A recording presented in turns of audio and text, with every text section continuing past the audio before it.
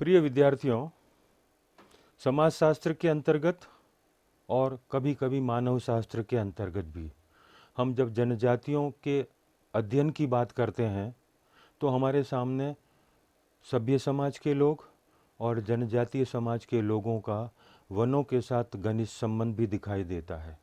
हम सब जानते हैं कि वन हमारे लिए कितने आवश्यक हैं। अगर वन नहीं होंगे तो हमारा जीवन अनेक प्रकार की समस्याओं से घिर जाएगा, क्योंकि इकोलॉजी का ये बहुत महत्वपूर्ण यानी पारिस्थितिकी का ये महत्वपूर्ण भाग है वन। पर हम देखते हैं कि पिछले कुछ वर्षों से हम लोग वनों पर बहुत अधिक गौर नहीं कर रहे हैं और हम वनों को काटते जा रहे हैं, जिससे पूरा पर्यावरण का जो संतुलन है वह संतुलन ही बिगड़ रहा है। उससे कई प्रकार की गंभीर पर्यावरणीय समस्याएं उत्पन्न हो गई हैं। इसी विषय को लेकर आज हम बात करेंगे कि जनजातियां और पर्यावरण, इन दोनों के बीच जो संबंध है वो पारिस्थितिकी पहलू अर्थात इकोलॉजिकल एस्पेक्ट, वनों पर जनजातियों की निर्भरता, dependency of tribals on forest, यानी वे जनजातियां जो जंगलों पर आश्रित हैं, क्योंकि उनका पूरा जीवन जंगल से ही जुड़ा हुआ है और जंगल इकोलॉजी का एक पार्ट है। उसी विषय पर आज हम बात करेंगे, जिसके अंतर्गत हम जनजाति और पर्यावरण के संबंध को देखकर जनजातियों का जंगलों पर किस प्रकार से निर्भरता है आज भी, इस बात पर आज बात करते हुए हम कहेंगे कि जनजातियां किस तरह से जंगलों के साथ जुड़कर अपनी आवश्यकताओं की पूर्ति कर रही है और इतना ही नहीं, वो पर्यावरण के संतुलन को बनाए रखने में भी अपना योगदान दे रही है। तो जब हम बात करते हैं कि बाहरी प्रकृति के साथ यानी अपने चारों ओर के पर्यावरण के साथ मानव के संबंध हमेशा भौतिक और सांस्कृतिक माध्यमों से संरचित होते हैं। भौतिक जो हमें दिखाई दे रहा है और सामाजिक और सांस्कृतिक जो हम बनाते हैं अपनी आवश्यकताओं की पूर्ति के लिए। और विभिन्न संस्कृतियों और सभ्यताओं ने अपने राजनीतिक, आर्थिक, सामाजिक और सांस्कृतिक प्रथाओं में इन मान्यताओं को अपनाया है। इन अपने भौतिक पर्यावरण के साथ हमने कुछ अपनी ऐसी मान्यताएं, चाहे वो धार्मिक मान्यताएं हो, चाहे सांस्कृतिक मान्यताएं हो, उनको जोड़ कर रखा है।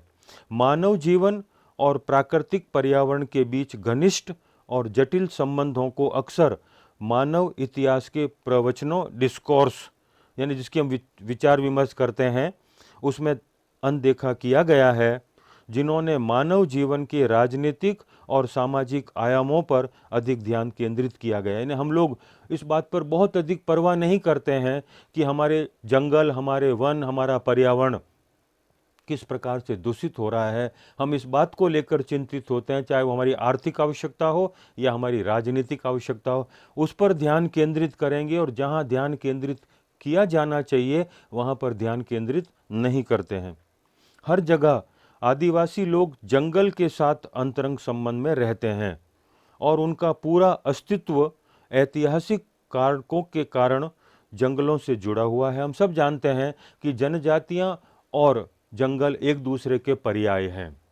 एक तरफ जनजातियों की आवश्यकताएं जंगलों से पूरी होती है, तो जंगलों को सुगठित और सुव्यवस्थित करने में जनजातियों का योगदान है, क्योंकि उनको पता है कि हमारा जीवन इसी पर आश्रित है। इसलिए जंगलों को संरक्षित करना, जंगलों को बचाए रखना या प्रोटेक्ट करना उनकी अपनी मानसिकता है, उनकी अपनी नैतिकता है और वही हमें दृष्टिगत होती है।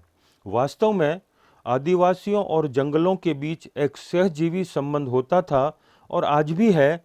इस प्रकार यह सर्वसम्मति से माना गया है कि वन अर्थव्यवस्था आदिवासी अर्थव्यवस्था है और आदिवासी अर्थव्यवस्था वन अर्थव्यवस्था, इन दोनों एक दूसरे से जुड़े हुए हैं। यानी जनजातियों की जो अर्थव्यवस्था है वो वन की अर्थव्यवस्था है और जो वन की अर्थव्यवस्था है वो जनजातियों की वाइस वर्सा है।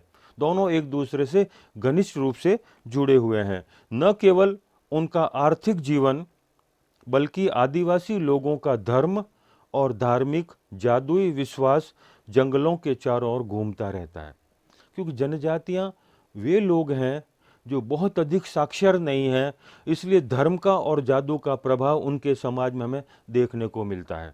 जब कभी हम धर्म की बात करते हैं तो धर्म की जनजातीय समाज में उत्पत्ति को लेकर बहुत सारे मानव शास्त्रियों ने अपनी अपनी तरह से विचारों को विकसित किया, चाहे उसमें टाइलर हों, चाहे मैक्स मूलर हों, चाहे मेरिट हों, चाहे प्राउस हों या दुर्खिम हों, जिन्होंने धर्म की उत्पत्ति के संबंध में जो सिद्धांत प्रतिपादित किए वो जनजातीय समाजों से ही है। उसी तरह से जादुई क्रियाओं के संबंध में जब जनजातीय समाज को जोड़कर देखते हैं तो जनजातियों का बहुत सारा जीवन जादुई क्रियाओं से जुड़ा हुआ है। इसी आधार पर टाइलर ने इमिटेटिव और कंटीजियस जादू की बात की, तो मेलिनवॉस्की ने काला और सफ़ेद जादू की बात की, तो अनेक मानव शास्त्रियों ने जादू के साथ जनजातियों को जोड़ा। इसलिए हम कह सकते हैं कि धर्म और जादू दोनों जनजातियों से जुड़े हुए हैं और उनका संबंध जंगलों से भी जुड़ा हुआ है। आदिवासियों को लोकप्रिय रूप से जंगल और उसके संसाधनों के संरक्षक के रूप में जाना जाता है। दे आर प्रोटेक्टर, वो वनों को प्रोटेक्ट करने वाले, क्योंकि उनकी पूरी की पूरी जीवन पद्धति, पूरी की पूरी उनकी जीवन शैली वनों से जुड़ी हुई है, इसलिए they are the protector, they are known as the protector of forest. इस प्रकार की समझ होनी चाहिए कि ये आदिवासी किस तरह से जंगलों से जुड़े हुए हैं और उसी पर उनकी विभिन्न दावे क्या हैं। इसकी अगर हम बात करें तो हम कह सकते हैं कि सबसे पहले आदिवासी कौन है। हम ये देखें कि आदिवासी कौन है। हम बात तो करते हैं जनजातियों की, हम बात करते हैं गिरिजन की, हम बात करते हैं वनवासी की, पर ये है कौन, ये कौन लोग हैं और वन का गठन क्या है, कैसे जंगलों के साथ उनका संबंध है, इस पर चर्चा की जा सकती है। इसके अलावा सामाजिक, आर्थिक और कानूनी पहलुओं में आदिवासियों और जंगल के बीच के संबंधों को इंगित किया गया है, क्योंकि हालांकि कानून बन गए हैं जंगलों को नियंत्रण में रखने के, ब्रिटिश शासन के दौरान भी थे और आज़ादी के बाद भी। वे जनजातियां जो जंगलों में रहती थी और पूर्ण रूप से स्वतंत्र थी, अपनी आवश्यकताओं की पूर्ति के लिए वनों से कई प्रकार की चीज़ें भोजन के लिए भी और ईंधन के लिए भी प्राप्त करती थी। लेकिन आज़ाद भारत ने कुछ अपने कानून बनाए, उसमें फॉरेस्ट से संबंधित भी कुछ हमारी नीतियां थी और कुछ कानून थे, और उन्हीं कानूनों और नीतियों के कारण वे जनजातियां जो जंगल के साथ संरक्षक के रूप में थी वो उनसे अलग हो गई। इसी बात की हम चर्चा यहाँ करें तो हम देख सकते हैं कि यहाँ यह भी स्थापित किया गया कि इस तरह के संबंध का एक मजबूत कानूनी आधार है। हालांकि ये मुख्य रूप से सामाजिक, सांस्कृतिक पहलुओं और परंपराओं पर स्थापित है।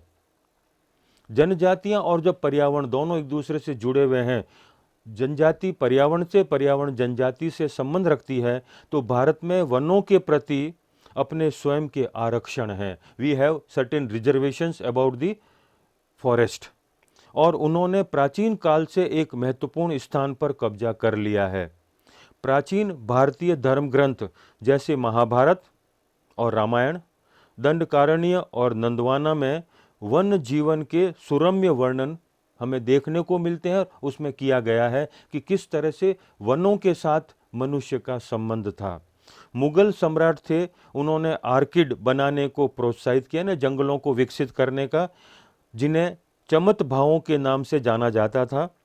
और दूसरी ओर अशोक और शिवाजी जैसे राजाओं ने आदेश जारी किए कि वे सड़कों के किनारे और कैंपिंग स्थलों पर, जहां हम लोग आमोद प्रमोद के कार्य से जुड़े रहते हैं, पेड़ों के रोपण को प्रोत्साहित करें और फलों के पेड़ों को काटने पर रोक लगाएं। तभी हम पर्यावरण को संतुलित कर सकते हैं। तो ऐसी सोच प्रारंभ से देखने को मिलती है। आज भी हम लोग बार बार ये कहते हैं कि अधिक से अधिक पेड़ लगाएं। हम लोग यहाँ तक भी कहते हैं कि कोई अपना ऐसा दिन या तारीख फिक्स करें या निश्चित करें कि उस दिन हम एक पेड़ जरूर लगाएंगे, और लगाने की बात नहीं, उसका संरक्षण भी करेंगे। तभी हम पर्यावरण को संतुलित रख सकते हैं।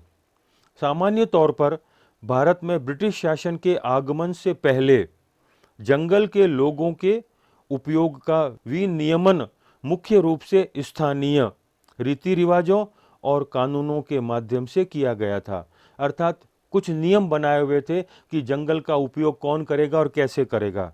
ये बरगद जैसे पेड़ काटने को हतोत्साहित करते हैं, और इसीलिए समाज के साथ इसके सामाजिक, सांस्कृतिक और नैतिक जुड़ाव को देखते हैं। यानी जब कभी हम ये कहते हैं कि इस पेड़ को नहीं काटना है, तो उसके पीछे हम कुछ तर्क देते हैं, वो तर्क हमारा सामाजिक भी हो सकता है, हमारा धार्मिक भी हो सकता है, हमारा सांस्कृतिक भी हो सकता है और हमारा नैतिक भी हो सकता है। कई दृष्टिकोण से हम लोगों को इस तरह से प्रेरित करते हैं कि वो कम से कम पेड़ों को काटें। आज भी हम देखते हैं कि विश्व के कुछ ऐसे देश हैं, जिसमें हम अमेरिका का नाम लेते हैं, हम कनाडा का नाम लेते हैं, जहां पर लगभग लोगों में इस तरह की सोच है कि हम पेड़ों को नहीं काटेंगे बल्कि पेड़ लगाएंगे। इसलिए पूरे अमेरिका अगर हम भ्रमण करें तो हमको लगता है कि इतनी वहाँ पर हरियाली है, इतने पेड़ हैं जिसकी हम कल्पना ही नहीं कर सकते। ऐसी ही सोच हमारे यहाँ पर भी होनी चाहिए कि हम अधिक से अधिक पेड़ों को लगाएं और उनका संरक्षण करें। कई मंदिरों में पेड़ों को पवित्र माना जाता था और पेड़ों की कटाई निषिद्ध होती थी।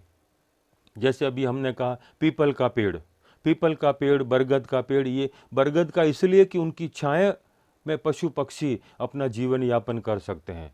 और जब हम पीपल की बात करते हैं तो वह रात को भी हमको ऑक्सीजन देता है। दिन में तो ऑक्सीजन देता ही है, पर रात को ही ऑक्सीजन देता है, जो हमारे स्वास्थ्य के लिए लाभकारी है। इसलिए पीपल के पेड़ों को भी या पीपल के वृक्षों को भी काटना निषिद्ध है।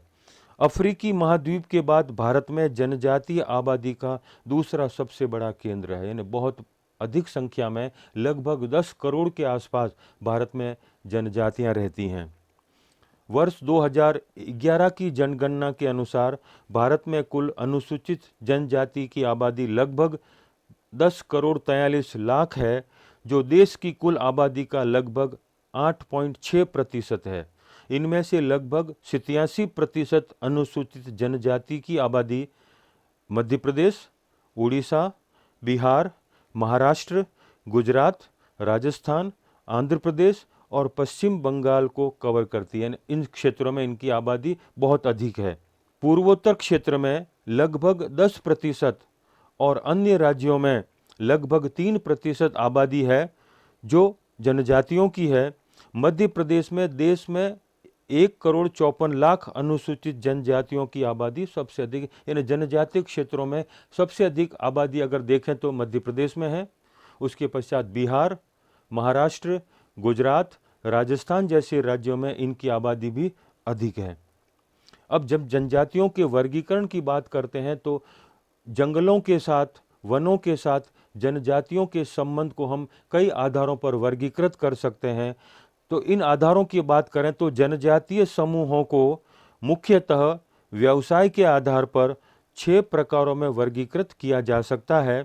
इसके अलावा उनकी पारिस्थितिकी तंत्र, इकोलॉजिकल सिस्टम जो है, पारंपरिक अर्थव्यवस्था, उनका आध्यात्मिक विश्वास और क्रियाओं और हाल में प्रभावों को वर्गीकरण में ध्यान में रखा गया है।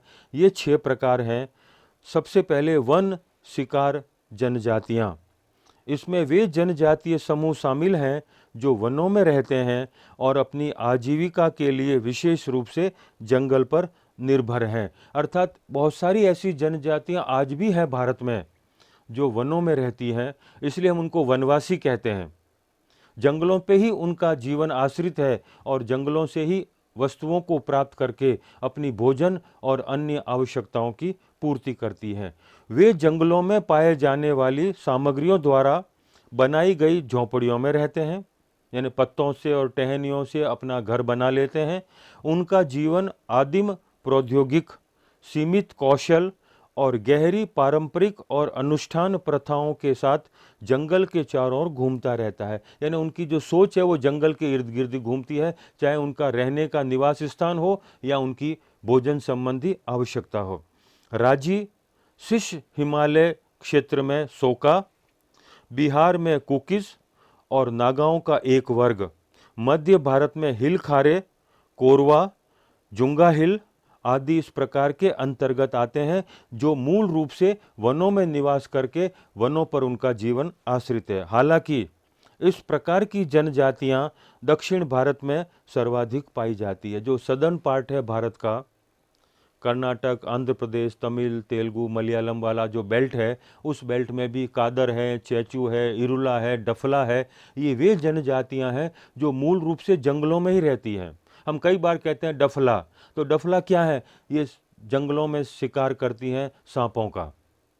इरुला, कादर, चैंचू, इनका पूरा का पूरा जीवन ही वनों पर आश्रित है। दूसरी वे जनजातियां जो पहाड़ों पर खेती करती हैं, जिसे हम स्तरीकृत कृषि भी कहते हैं। इस प्रकार के वर्गीकरण में वे जनजातियां आती हैं जो मूल रूप से स्थानांतरित कृषि से जुड़ी हुई हैं, जिसको हम शिफ्टिंग कल्टीवेशन कहते हैं। एक स्थान पर कृषि की, फिर दूसरे स्थान पर चले गए, फिर कृषि की, फिर तीसरे स्थान पर, इस तरह से स्थान बदलते रहते हैं। इसलिए इसको स्थानांतरित कृषि और जनजातीय भाषा में इसे झूम कृषि, और हम संक्षिप्त में कहें तो स्लैश और बर्न, काटना और जलाने वाली कृषि है। इसके अलावा वे शिकार और भोजन एकत्रित करने में भी लगे हुए हैं। इनमें वे मुख्य रूप से स्लैश और बर्न खेती पर निर्वाह करते हैं। पहाड़ी खेती की प्रथा भारत में व्यापक रूप से जारी है। आज भी अगर हम पहाड़ी बेल्ट पश्चिमी बंगाल में जाएं, तो वहाँ पर असम, मेघालय, मिजोरम के क्षेत्र में जाएं, तो वहाँ पहाड़ों पर इस प्रकार की कृषि, जो चाय बागान हैं, चाय बागानों में जो जनजातियाँ कार्य करती हैं, वो स्तरीकृत कृषि के साथ जुड़ी हुई हैं। क्योंकि आदिवासी असम, नागालैंड, मेघालय, अरुणाचल प्रदेश, मणिपुर, त्रिपुरा और मिजोरम में पहाड़ी जंगलों में बसे हुए हैं। जंगल है लेकिन पहाड़ों के बीच जंगल है, इसलिए उनका पूरा का पूरा जीवन पहाड़ों से जुड़ा हुआ है और पहाड़ों पर वो कृषि करते हैं, जिसे हम स्तरीकृत कृषि कहते हैं। जो उत्तर पूर्वी क्षेत्रों, उड़ीसा, बिहार और मध्य प्रदेश और आंध्र प्रदेश में भी हैं, वे अधिकांश स्थानांतरित कृषि पर ही आश्रित हैं। मैदानी क्षेत्रों में कृषि करने वाली जनजातियां, भारत की अधिकांश जनजातियां शिकार, कंदमूल, फल फूल एकत्रित करने, मछली पालन की अर्थव्यवस्था के अलावा कृषि पर भी निर्भर है। यानी ये सब पर्यावरण के साथ, वनों के साथ उनके घनिष्ठ संबंध को दर्शाता है। वे मानसून के दौरान केवल एक ही फसल उठाते हैं। उनका जीवन मौसमी और कृषि त्योहारों की भावना और उत्सव द्वारा चिन्हित है। तो अर्थात अधिकांश जो लोग हैं तो कंदमूल, फल फूल या कृषि, चाहे वो स्लैश और बर्न हो, चाहे वो स्तरीकृत कृषि हो और चाहे वो विकसित कृषि हो, आज भी भारत की लगभग 80 से 85% आबादी जनजातियों की कृषि पर प्रत्यक्ष या अप्रत्यक्ष रूप से जुड़ी हुई है। तीसरे प्रकार की जो स्थिति है जनजातियों के साथ, जिसको हम वर्गीकृत कर कर देख सकते हैं, वो है सरल कारीगर जनजाति। यानी उस प्रकार की स्थिति बनाते हैं जो जंगलों से, बांस से चीज़ों को निकाल कर या प्राप्त करके अपनी आवश्यकता अनुरूप उनको उपकरणों के रूप में विकसित करते हैं। इस प्रकार के वर्गीकरण में वे जनजातियां हैं जो काश्तकारी की अर्थव्यवस्था से जुड़ी हुई हैं। आजीविका जैसे टोकरी बनाना बांस से, उपकरण बनाना लोहा और लकड़ी से, कताई और धातु के बर्तन बनाना आदि हैं। हिमाचल प्रदेश में किन्नौर लकड़ी के उत्पाद, उत्तर प्रदेश में कंजर और बिहार, उत्तर प्रदेश और उड़ीसा में मछली है टोकरी बनाने में लगे हुए हैं। मध्य भारत में करमाली एक लोहे की स्माइली में, बिहार और मध्य प्रदेश में अर्गुन और अगरिया कपड़ा बनाने आदि में लगे हुए हैं। दक्षिण भारत की कई जनजातियां बांस की चटाई और टोकरी बनाने में लगी हुई है। इस प्रकार से प्रारंभिक स्तर पर काश्तकारी का कार्य करने वाली ये वे जनजातियां हैं जो जंगलों से इन चीज़ों को प्राप्त करके अपने हितों की पूर्ति करती हैं। उसके पश्चात पशुपालन करने वाली जनजातियां भी हैं। दक्षिण भारत के नीलगिरी में रहने वाली जनजातियां इस वर्ग की प्रमुख जनजातियां हैं। टोडा विशुद्ध रूप से एक पशुपालक हैं और वो भैंसों को पालते हैं और उन्हें कृषक बनाने के तमाम प्रयासों के बावजूद वे पशुपालन से चिपके रहते हैं। उत्तर पूर्वी हिमालय में गुर्जरों, बकरवालों, गौडिस और जोदस में पशुचारण समुदाय होते हैं जो ऊंची ऊंचाइयों पर चारागाहों की तलाश में भेड़, बकरियों और मवेशियों के झुंड के साथ घूमते हैं। विभिन्न पारिस्थितिक व्यवस्था में रहने वाले इन जनजातियों ने खुद को कई तरीकों से समायोजित किया है। अर्थात पशुपालक वे हैं जो पशुओं को अपने साथ रखते हैं और उनसे कई प्रकार की वस्तुओं को प्राप्त करके अपने हितों की पूर्ति करते हैं। जैसे हम लोग कहते हैं टोडा नीलगिरी के कोटा है या बोटा है, ये वे जनजातियां हैं जो पशुपालक हैं। गुर्जर हैं वे पशुपालक हैं और कुछ भेड़ बकरियों को पालते हैं, चाहे वो पहाड़ी इलाके में रहते हैं, तो उनका पूरा का पूरा जीवन पशुपालन और पशुचारण से जुड़ा हुआ है। इसी तरह शहरी औद्योगिक श्रमिक जनजातियां सामान्य रूप से भारत के जनजातीय क्षेत्रों और विशेष रूप से मध्य भारत के जनजातीय क्षेत्र खनन और औद्योगिक संसाधनों में समृद्ध है, जो ब्रिटिश शासन से पहले खोजे नहीं गए या पता नहीं चला। प्रथम विश्व युद्ध के बाद और विशेष रूप से भारत की स्वतंत्रता के बाद नगरीयकरण से इन जनजातीय क्षेत्रों का तेजी से औद्योगिकरण हुआ। यानी इंडिपेंडेंस के बाद इंडस्ट्रियलाइजेशन को एक्सीलरेशन मिला, उसको गति मिली, तेजी मिली। उससे बिहार, उड़ीसा और मध्य प्रदेश के कुछ जनजातीय क्षेत्रों में औद्योगिक नगरीकरण ने जनजातीय लोगों पर प्रतिकूल प्रभाव डाला। इन क्षेत्रों के अधिकांश आदिवासी शहरी क्षेत्रों में स्थानांतरित हो गए और औद्योगिक श्रमिक बन गए। वे जनजातियां जो जंगलों में रहकर कंदमूल, फल फूल और प्रारंभिक काश्तकारी का कार्य कर रही थी, वे उस प्रकार के व्यवसाय से अलग हो गए, क्योंकि उन क्षेत्रों में आज़ादी के बाद औद्योगिकरण की प्रक्रिया तीव्र हुई, तो उनका जो व्यवसाय था, उनकी जो अर्थव्यवस्था थी, उनके सामने संकट आ गया। इसलिए वे इंडस्ट्रियल लेबरर्स के रूप में काम करने के लिए गांव और नगर में पहुंचने लगे। जनजातियों की जब जंगल पर निर्भरता की बात करते हैं, तो दे आर डायरेक्टली और इनडायरेक्टली डिपेंडेंट ऑन फॉरेस्ट, जो उनके जीवन का अंग है। जनजातियां कई मायनों में अपने अस्तित्व के लिए जंगलों पर निर्भर हैं। जंगलों पर जनजातियों की निर्भरता की डिग्री विभिन्न कारकों पर निर्भर करती, कहीं पर बहुत ज़्यादा है, कहीं पर बहुत कम है, लेकिन है अवश्य। इन कारकों में उनकी सामाजिक आर्थिक स्थिति, वितरण, सांस्कृतिक और धार्मिक मानदंड, साक्षरता आदि शामिल हैं। अलग अलग संस्कृति, अलग अलग साक्षरता, अलग अलग धर्म के साथ जुड़े हुए भावनाओं से उनकी डिपेंडेंसी दिखाई देती है। आदिम जनजातियां जो घने जंगलों के अंदर रहती हैं, बहुत गरीब है और अपनी अधिकांश जरूरतों को पूरा करने के लिए पूरी तरह से जंगलों पर निर्भर है। हालांकि जनजातीय समुदाय जो जीवन के आधुनिक तरीकों तक पहुंच प्राप्त कर चुके, अर्थात धीरे धीरे वो विकास की ओर आगे बढ़ रहे हैं, वन संसाधनों की घटती संख्या ने भी आदिवासी लोगों को उपभोग, आय, रोजगार, खेती, पशुपालन और उनकी सांस्कृतिक और धार्मिक ज़रूरतों को पूरा करने के लिए वैकल्पिक साधनों की तलाश करने के लिए मजबूर किया है। हम सब जानते हैं कि जनजातियां जो कि पूर्ण रूप से जंगलों पर आश्रित थी, वनों पर आश्रित थी, और वन ही उनकी जीवन का, चाहे वो सामाजिक, सांस्कृतिक, धार्मिक, राजनीतिक आवश्यकताओं को पूर्ण करने का वो माध्यम था, पर पिछले कुछ वर्षों से नगरीकरण और औद्योगिकरण की प्रक्रिया ने वनों को नष्ट करने का कार्य किया, और उसका परिणाम ये हुआ कि वे जनजातियां जो पूर्ण रूप से वनों में आश्रित थी या वनों में रहते हुए आश्रित थी, उनके सामने संकट आ गया कि वे अपना उपभोग कैसे करें, अपनी सामाजिक, आर्थिक, राजनीतिक, धार्मिक आवश्यकताओं की पूर्ति कैसे करें। तो उनको लगा कि हमको कोई दूसरा अल्टरनेट ढूंढना पड़ेगा, और वैकल्पिक मार्ग को ढूंढने के लिए उनको मजबूर किया। वन दोनों तरीके से जनजातियों में गरीबों को कम करने में मदद करता है। मजदूरी से आय या उत्पादों की बिक्री के माध्यम से अर्जित की जाती है। एक तो वो अपनी आवश्यकताओं की पूर्ति उन वस्तुओं से कर लें, और दूसरा उन वस्तुओं को बेचकर भी आय प्राप्त कर लें।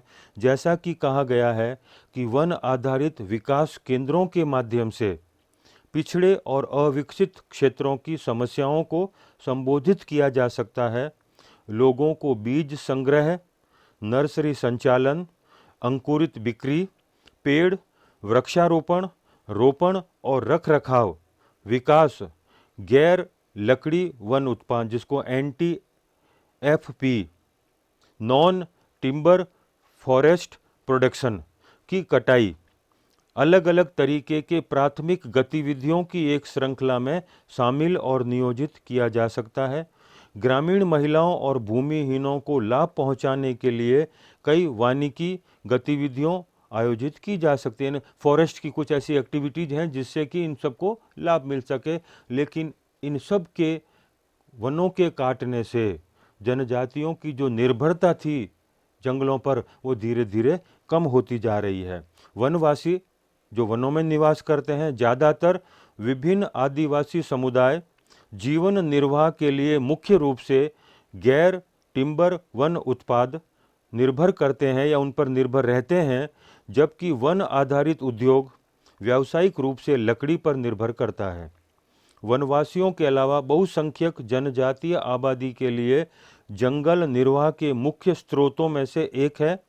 वे जंगल से भोजन एकत्र करते हैं, अपने घरों के निर्माण के लिए लकड़ी का उपयोग करते हैं या विभिन्न प्रकार के औजार बनाते हैं, खाना पकाने के लिए ईंधन, लकड़ी इकट्ठा करते हैं और विभिन्न प्रयोजनों के लिए यानी अपनी उस सिस्टम को मेंटेन करने के लिए उनके द्वारा आवश्यक जंगलों से विभिन्न वस्तुओं को इकट्ठा करते हैं। अर्थात प्रत्यक्ष रूप से वो इस पर आश्रित भी हैं या निर्भर भी हैं। बड़ी संख्या में आदिवासी बिहार और उड़ीसा, मध्य प्रदेश और हिमाचल प्रदेश में सालम और तेंदू के पत्तों, महुआ के फूलों, साल, बीज, फल, रेजिन, लाख, तसर, कोकून आदि गैर लकड़ी वन उत्पादों के संग्रह के माध्यम से निकलते हैं। यह पाया गया है कि 80% से अधिक वनवासी अपने वनों से 25 से 50% भोजन प्राप्त करते हैं। बहुत से लोग वर्ष के कुछ महीनों के दौरान भोजन के लिए जंगल से लकड़ी भी, फल भी, पत्ते, जंगली जानवरों और पक्षियों पर भी निर्भर रहते हैं। अर्थात अधिकांश उनकी निर्भरता वनों पर है या वनों से मिलने वाली वस्तुओं से है। इन सारी बातों को हम सारांश के तौर पर कह सकते हैं कि वन उन लोगों के लिए बहुत महत्वपूर्ण है जो वन क्षेत्रों में या उसके आसपास रहते हैं और अपनी आजीविका के लिए वनों का उपयोग करते हैं। लोगों के दैनिक निर्वाह के लिए वनों का उपयोग भोजन, दवाइयों, आश्रय और कृषि उत्पादन का प्रावधान और उनके सामाजिक, सांस्कृतिक और आध्यात्मिक कल्याण के लिए किया जाता है। भारत की जनजातियों ने दिलचस्प सांस्कृतिक परंपराएं भी विकसित की हैं जो जंगलों से जुड़ी हुई हैं। मनुष्य और प्रकृति के बीच सामंजस्य बनाए रखने के लिए जंगलों को धार्मिक, मिथकों, सामाजिक नियंत्रण आदि के लिए केंद्रित किया है। जब तक ब्रिटिश वन नीति ने वन को राज्य संपत्ति और राजस्व का स्रोत घोषित नहीं किया, तब तक संतुलन पूरी रूप से बनाए रखा गया था। स्वतंत्रता के बाद भी दुर्भाग्य से इसी दृष्टिकोण का पालन किया गया। कच्चे माल को प्राप्त करने के लिए जंगल को प्रमुख स्रोत माना गया था, अतः वन आरक्षित हो गए और नष्ट हो गए। इसमें कोई शक नहीं कि वन क्षेत्र कम हो रहे हैं। आदिवासी, विशेष रूप से वनवासियों को अक्सर इसके लिए जिम्मेदार माना जाता है और यह सुझाव दिया गया कि राष्ट्रीय हित में वन संसाधनों के उपयोग और दोहन में कठोर प्रतिबंध लगाए जाने चाहिए और पारिस्थितिकी तंत्र को संरक्षित करना चाहिए। हालांकि ऐसा लगता है कि राष्ट्रीय हित की अवधारणा संकीर्ण अर्थों में लागू रही है। ये बताया गया है कि आज भी जनजातियां जो आश्रित थी, धीरे धीरे उससे विमुख हो रही हैं, जो डिपेंडेंसी थी वो धीरे धीरे खत्म हो रही है।